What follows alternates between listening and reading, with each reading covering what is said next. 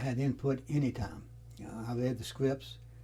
In fact, the first day I went on the set, I didn't like a scene, and I said, well, now or never. And so I just, standing with the director, I said, that's just not right.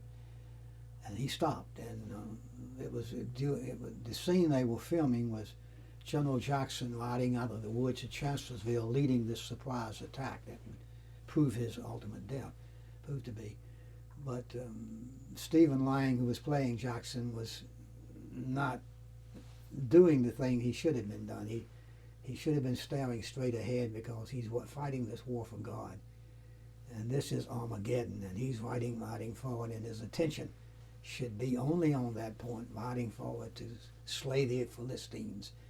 But Stephen was looking right and left, as a normal general would, to make sure his lines were arranged, but I didn't like it. And so after Ron Maxwell said cut, and I talked with him, and he said, well, let's go talk about it. So he and I walked out into the field with Stephen Lang sitting on the horse, and I talked to Stephen, and he agreed.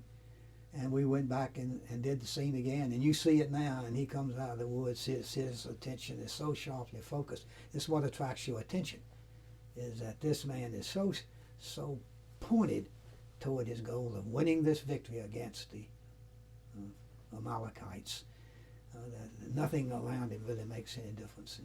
So little things like that I can help. Anytime Robert Duvall was portraying Lee, his manager would try to get me on the set, and I was there for most of the scenes he filmed, and he and I became close friends. We saw each other last summer, as a matter of fact, one evening, and had a great evening together. But he's just a consummate actor, and he called me when he signed the contract, and said he had introduced himself over the phone. I thought at first it was a prank call. He said, Dr. Robertson, this is Robert Duvall. I almost said, yeah, and I'm St. Peter. What's on your mind? But he said in essence that he wanted to portray Lee, but he wasn't sure how. And so we met secretly in Lexington, and then just talked at length on the sets.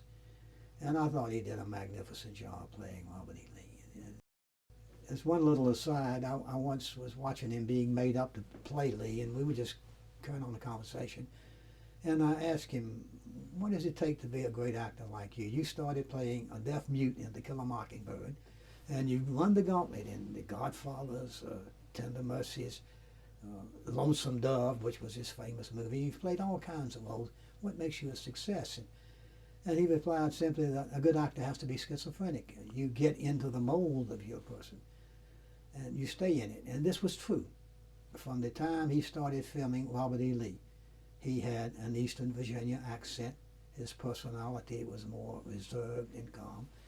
And I was there on his last shoot. There was a scene of Lee and his staff watching the Aurora Borealis, which is in the movie.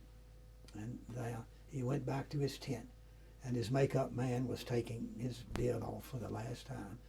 And we were talking, and it suddenly dawned on me as the beard came off that his accent had changed, and now he's Gus McRae, the character he portrayed in Lonesome Dove.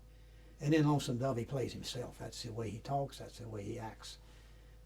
And it was just a miraculous transformation to sit there and watch it, and he was totally unwound.